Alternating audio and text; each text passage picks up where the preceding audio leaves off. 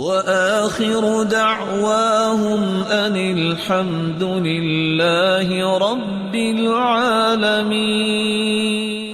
رسول اللہ صلی اللہ علیہ وسلم نے فرمایا ما من آدمی الا وحکمته بید ملک، کوئی بھی ایسا شخص نہیں اس کی حکمت و دانائی کو اللہ نے ایک فرشتے کے ہاتھ میں رکھا ہے۔ فإذا تواضع، جب تواضع آتی ہے، جب زبان میں نرمی آتی ہے،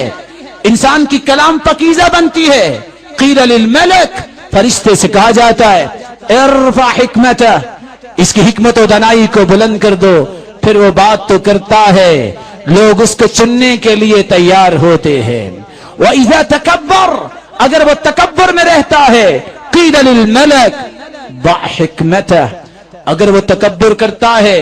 حکم ہوتا ہے اس کی دانائی کو پھینک دو، پھر انسان ہوتا تو بڑا ہے لیکن بات کرتا ہے، لوگ اس سے بغض کرتے ہیں،